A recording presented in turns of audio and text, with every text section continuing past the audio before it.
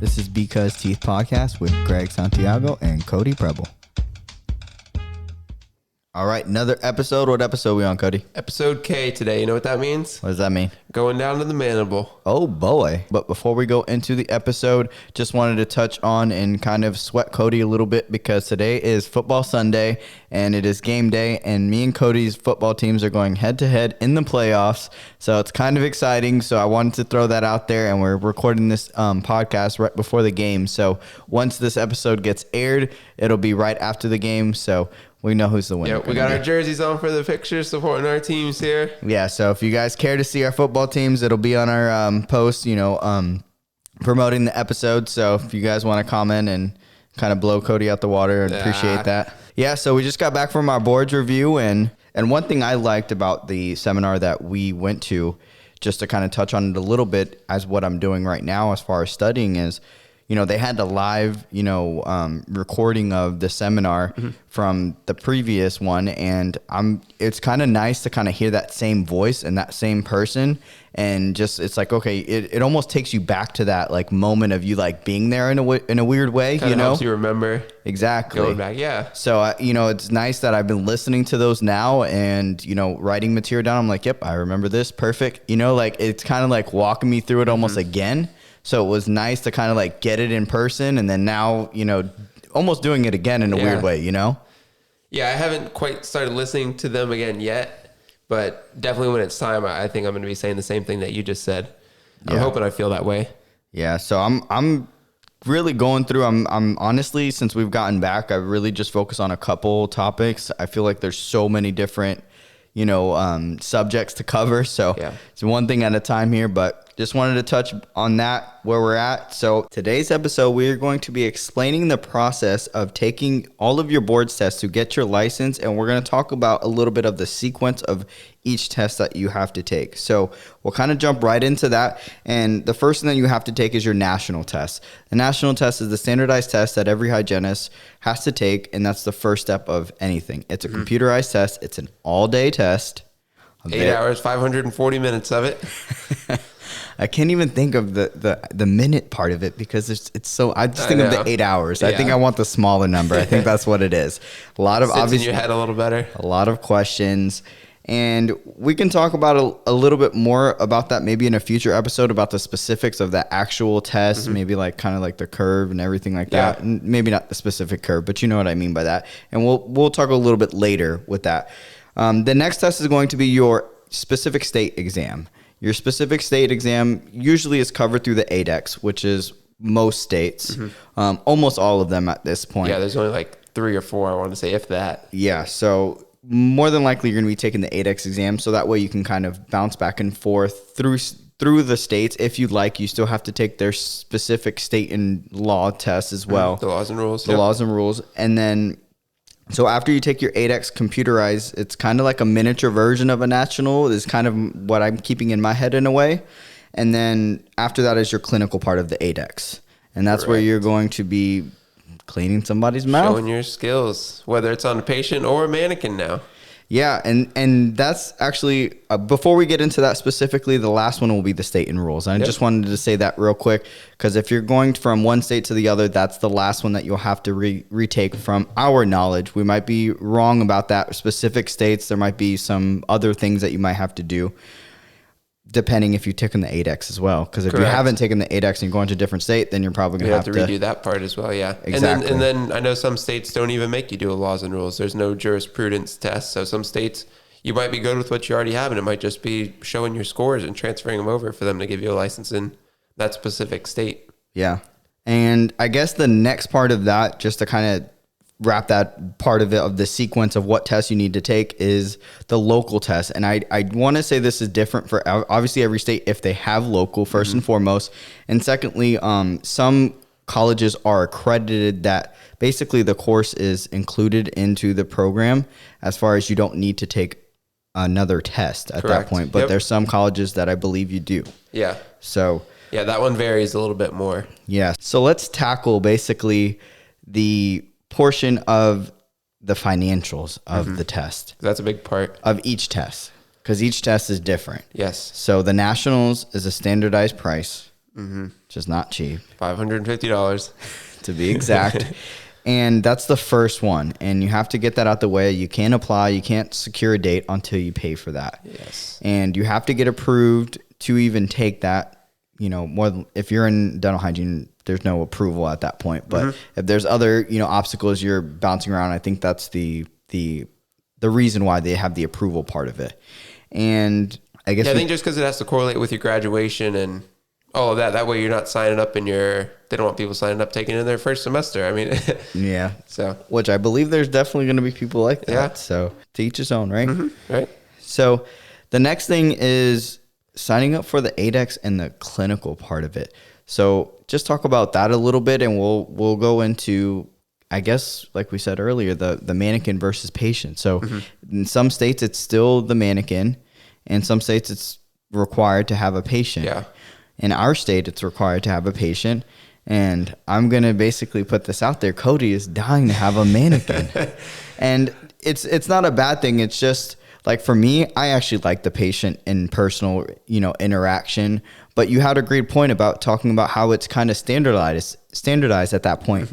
About talking, if you're a good clinician, you should get this every time, and you kind of make it's a standard. So it's not really just about the personalized, I feel like no matter, even if you had a mannequin, I want to know, like, do they have medical histories? Do you have to provide a medical history? Do they give you a medical history? Like make up like a scenario to kind of get that feel of it. That's interesting. Because I didn't, I was thinking about that because I know you said you had mentioned, I want to do the mannequin. I'm like, do you have to like create your whole patient profile? Yeah. Do they give you a profile? Is that another, basically test that they kind of put into that? So that was kind of my mindset. Yeah. Like, I feel like you're worrying about it a little bit more, but maybe the clinical part may be easier. It might be harder because it's standardized, you know? I mean, there's definitely pros and cons on both sides in a case that can be brought for either. Because even like we have to bring a set of radiographs for our clinical patient. I mean, with a mannequin, what are you going to do? You're not going to have that. So and that's one of the advantages of, obviously going, knowing your patient that you're testing on, having their having their x-rays prior to it, that kind of gives you a little bit of I'm going to say like a step up, because you know exactly where you need to go. That kind of reassures it, Exactly. beforehand. You kind of have a little bit more preparation. Yeah. So do they give that to you before? Do you get it that day? And even going further with that to the specific areas that we're removing calculus on and stuff. I mean, we're allowed to go in there and have all of that basically set ahead of time. We can say the day before the exam, hey, I'm going to be cleaning the distal of this, the mesial of this, the facial here, the lingual there. With a mannequin, you only get that beginning time to assess and say, hey, this is where I'm going to be cleaning. So are they like a little more, you have to detect first and everything. You don't know what calc level your mannequin's going to be. Correct. So yeah, are you getting that? See, that's why You're I right. say I obviously we're talking this out right now, and that might steer you away from it as far as not thinking about all those things. I mean, I'm sure that once you apply, they give you all of the instructions and you'll know what you're going into. If you don't know, you're going to know that you're going to have to show up that day and get everything and go from there. Is that more stressful? Does it throw it out? I think it's the type of person you are, or how you handle that in a way. But I will say that no matter what, like you said, it could be just a standardized thing too. Yeah, because from like a testing point, you think, okay, everyone has this same kind of test that we're taking. It's all the same. And like, that's how I guess I would say your nationals are like that, but they're not though. There's so many different variations to it all. So even though we're all with the same mannequin, every mannequin probably isn't made the same. So yeah, well, maybe I don't know. I guess I don't really want to ask. I think I know why you want the mannequin, and it's because you don't want to have to worry about getting your patient. Is that correct? There's just a lot of outside factors. Yeah. Yeah. Cause it is a lot. Everybody that I have talked to getting into hygiene school is the hardest thing is getting patients in school and getting a patient for your boards. It's the hardest thing. That's the hardest out of all the material we learn. That's usually their first thing that they tell you. Yeah. That is the hardest part. And not to jump ahead, but I mean, the cost of these exams, and you're really relying on that patient to show up and to have no complications, no elevated blood pressure that day, or no issues getting to the facility or paying for them to stay near the facility if you're making them travel or something. It's just, there's a lot of other outside things. And I think we all want to minimize those outside factors and things Correct. that can go wrong on the day of. So having a mannequin is just one less way to do that. That's true. That's your pros and cons right there. Yeah. I mean, we just went through both pros and cons, explaining both of those. I would say that you overthink, not you personally, but a lot of everybody overthinks. Well, I overthink. I mentioned it before. No. I mean, I feel like we all do. Yes. You know, it's part of us It's being in the natural. program and learning, Correct. and you know, not you specifically, but you overthink some of those things because you know that person, you know their medical history. Nothing's probably going to happen. Does that everything happen once in a while? You know, or Correct. you know, it does. Yeah, there's nothing you can do about it at that point. You know, so the mannequin thing. Is that a good or a bad thing? Is the patient a good or a bad thing? I don't know. You just can't overthink it. I think that's what I think the conclusion of all that is just don't overthink it. I mean, obviously the patient, you want to know exactly what you're going into, you know, prepare as much as you can, have your surfaces, have your teeth. And that's another thing to explain about the boards is talking about the clinical part is knowing the specific teeth, the area that you're going in, the calculus that you're going into. And one thing they say is you might think they're a great patient, but the boards, you know, instructors, when they check them in, they might say this patient doesn't even qualify for you to do it, Correct. which can be a little bit scary. But I think that's part of the preparation part. You want to, you know, not only have your opinion, but get a second opinion and make sure that that patient qualifies. Yeah. And, you know, one thing they always tell us is in school is make sure that calculus is a bump and a jump. Yep. You know, it's not just granular. It's not just you can barely feel it. Yep, it's there, you know. So I think that's a big part of the clinical. And one thing I want to ask you, Cody, is what have you heard about the boards, you know, computerized tests, ADEX, nationals from maybe previous people or students, or maybe things you've read or heard from other people? What have you heard specifically about those exams? Everything. Like, obviously we mentioned a lot of the clinical stuff, what to worry about. And we hear a lot of this because we want to prepare, and our teachers prepare us as much as they can for knowing all the things that can go wrong. But what have you heard other than that? Or have you heard anything? Because I think that's a big part of this podcast is to kind of, you know, hear and put out as much as, you know, obviously we're recording us going through the program and, you know, becoming licensed and practicing after. But what have you heard getting into this? Because I think this is an object and why people will listen. You know, there's going to be people that are just getting in a dental hygiene school that are going to listen to this, and they're going to jump right to this episode because they're going to see boards and they want to know exactly what to get into. So what do you think about that? Or what have you heard? Have you found any other podcasts or on social media or anything like that? You don't have to obviously name them or anything, but have you heard anything other than what we talked about in school or what we talked about personally? I don't really think I've heard too much else on it, to be honest with you. I think we've covered a lot of it, or questions just have been brought up in our program, or I mean, I don't really know. Do you mean anything specific? Like, what do you like? If maybe just if you met somebody, one of our students that graduated before us or anything like that, just anything, because everyone has their own way of like how they go into the material or the field or who they follow, or even, like I said, even on social media, like all of those things. Like even us coming back from that seminar, they gave us a lot of good pointers and stuff. So what I guess the reason why I wanted to start with that question will kind of lead me to the next question of really how you're going to prepare for the computerized exam and also the clinical part, like the day of your process. You're going to go through it, like some of those things. I wanted to kind of really put that out there so people can hear what we're going to do to prepare. Obviously, we'll talk about it after, but really kind of some of the things that we know, or, people are going to listen to some of these things from other people, maybe the same sources we have. Okay. So on that part of like that side of things, I haven't really heard too much from other people, but what I've gained is just don't study the day before. Yes. Take some time off for yourself. At that point, there's no more material that you can fit into your head. You've been studying for the past 2 months. Like the last day, you're not going to get that last little bit of information. If you haven't known it by then, you're probably not going to. And then just to relax a little bit, get fresh. Like we said, it's got 8-hour tests coming up, or just go into work on your patient with all these other factors that you're so worried about. You just need a day to relax and refresh and get that mindset right to go into it. Do you have any like maybe specific quirks that maybe like even things you might want to eat that day or the night before, or kind of how?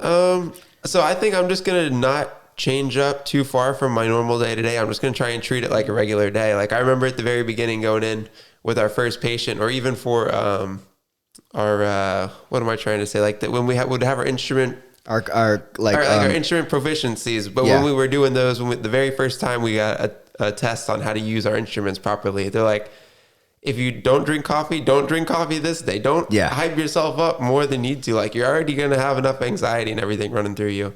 So I'm just going to try and not stray too far from what I usually do. And I think that's going to be my approach to it. I mean, I know with where we're going to take the clinicals and stuff not being in our hometown, gonna have to travel a little bit there, so I'm gonna have to get up a little earlier than I normally would and do all of that. But I think just trying to keep it the same and not vary too much. That's kind of my plan. Do you have anything that you're trying to do with it? I mean, definitely, because like for me, you know, a big thing for me is like working out and staying, you know, my body physically exerted through certain times and then resting my body. Cause for me, I feel like my brain is tied into that. Like, you know, it's kind of my way of disengaging. So my mentality is I am actually traveling for my nationals. So I plan to go up actually 2 nights before. Okay. And the reason is because I want to have a day, like you said, to rest. Yes. And I don't mean just studying, but physically as well. And I plan my kind of mindset through is I want to work out really heavy the day before, kind of exert my energy out a bit. So that way through the day, you know, my body gets to that resting point. Okay. And then make sure I obviously get, you know, my 8 or 10 hours of sleep and not have to worry about traveling or, you know, other than just a quick 10 to, you know, 15-minute drive of going to the thing. And I'm also going to, obviously, I said I'm going 2 nights before. I'm going to test drive, make sure, see how far it is, make sure I know what the door is that I'm going through, kind of that, because I'm one of those people that I get flustered. And if I get flustered when I come in there, it's going to start off wrong and it's just going to kind of tie into, which I can definitely like shift gears and, you know, lock myself back in, but it takes me a bit. You know, and it might be just, you know, if I get so overwhelmed, it might be the whole morning that I just kind of like got flustered for, which, you know, I'll dial back in, you know, for the afternoon if I have to. But I want to eliminate as much as, you know, kind of chaotic things that can come up. I want to eliminate that. Mm-hmm. What if something happens? Those factors. Exactly. Because I'm actually driving like 2 or 3 hours away to take my nationals. So like I'm trying to limit those factors. What if I, you know, get a flat on the way there? You know, all of those things they have, you know, really instilled in us, you know, in our program to make sure we eliminate as much as we can. And then when it comes to the actual, you know, have I heard stuff and things like that, is obviously the biggest thing is sleep. Also the caffeine, like you said. And, you know, I love my caffeine. So I'm not going to do that the day before, even for my workout, because normally I have, you know, a little pre-workout or something. And I'm going to limit that 100%. And I think we saw, and I'm not sure because I want to say it was somewhere in the program or maybe it was our study seminar. Someone was talking about the orange juice in the morning. Correct. It kind of stimulates the brain and gets it going. Have you tried that yet? I know we kind of, when we heard it at board, it was at boards where the board review where we heard it. Yeah. You know, actually it's funny because like I only feel productive in a day when I have that. And I have orange juice. I wouldn't say every morning, but just about every morning, and not a lot. I don't drink like a whole glass. I just drink about half a glass, and it does something to my body. I don't know what it is. I've never been able to explain it or understand it, but I have to have orange juice in the morning for breakfast. It's so weird. So when they said that, I'm like, well, I've already been doing that. Perfect. So maybe that was kind of like a, you know, an unconscious thing that I developed that I learned. And I never really, you know, read about it or that was the reason why I was having it. So that's definitely something I'm going to do. And one thing is, as far as like eating and stuff, like I'm not going to eat no heavy meal because I don't want to be in the middle of the exam, like cramping up, like, oh man, I can't wait 30 more minutes. I got to go. Yeah. Because, you know, I drink a lot of water and I think that's important. Kind of a reason why I want to exert myself so much in the morning of is I'm going to drink a lot of water and really kind of get hydrated the day before. Obviously, I'm going to have some, you know, water throughout and stuff. I'm not going to just like not drink at all, but I'm just not going to drink my typical amount. And that's the same thing I actually do with clinic is obviously we can't stop every 10 minutes or every 30 minutes or even every hour to go get a drink of water and stuff. So the days before clinic and after clinic, When I know I'm going to be in an office all day, I have to really prepare. So I get my hydration that day before. So there's definitely like some levels to it, and I feel like that's part of like being dialed in, knowing what your body is, what your mindset is. And, one other thing I will say about the working out is I definitely got to find a sauna or a steam room the night before. I got to get a nice, good sweat, Yeah, no, that's get it out. You kind of live by that. I live by the steam room. So that's kind of, my thing. So everyone has their own. Yeah, and I think it's interesting to hear, different people's kind of things too, because sometimes they're interesting. You never know. Yeah. You never know. And you never know what's going to work for you. Like, that's why I like to hear everybody else's. It's like I said, I'll try anything once. I might try the orange juice thing before I test. I think they told us to do that at the review. So why not give it a shot and see if it works before the real day? Exactly. So that kind of wraps up our process of going through all of the sequence, what, tests to take in what order. And, we touched a little bit on the financial part. This is all public knowledge. You can find this on any of the CDCA websites or any of the national board websites. So if you guys are curious, that if you're not in the dental hygiene program, you're looking to get into it, or you want to see how much it is, or if you're a first year and they haven't talked about it yet, just go on, any of the actual, even I think the ADHA has links to those and all of them too. So there's different ways. And other than that, the last thing I want to touch on before we get into our dental term is just the stress of the dates. I feel like for me, once we got those dates locked in, for me, it's more of a motivator, and it really just kind of puts a time clock on how hard you want to work at this point. It's like, for me, I kind of took it as like, weirdly, like, kind of like, I love my sports and stuff like that, is kind of like my coach. Like, all right, coach is like, yo, you got to practice until this is time to go play. Yeah. And that's kind of how like my mindset. So I was kind of mentally blocking it. I was actually one of the last people to sign up in our program for the national boards. And for me, it was like kind of a mental block. Like I was like, this is finally time. Do I really want to do it? Like not really, but you know what I mean? It was just like kind of a mental block that I was like kind of pushing it off for a second. And now I got it. I'm like, yep. All right, game time. This is what we got to do. Time to lock in. So I would say that if you're one of those people kind of like me that kind of like push it off a little bit, not take it too serious in a way, not that you don't take it serious, but it's just like, you're like, like you're holding it, just do it. Because once you get that in, now it's like, okay, one, obviously expensive. Yep. Two is this is what's going to determine the rest of your career. And this is everything you've worked for. And that's kind of how I view it too. It's just everything we work for. Let's get it done.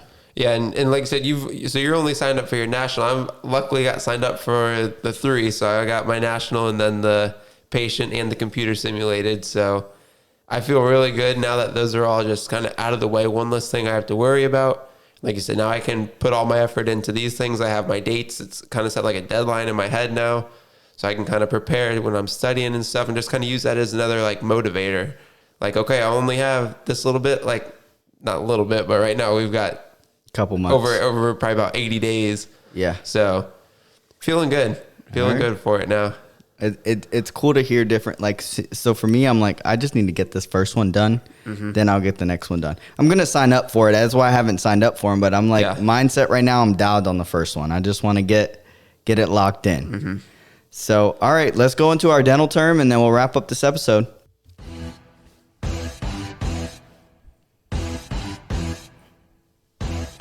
Dental terms 102. All right, so I was curious how I was going to tie it into this one, but I think I've got it. So we've been talking about getting your body right and the way that our studying and effects and all this testing and stress has on our body. So that's what my question is today. Anatomy. No. Oh, okay. Farm. Okay. We always come back to farm. But I've got another versus. I like the versus one. This versus that. Oh, gosh. Pharmacokinetics versus pharmacodynamics. Okay.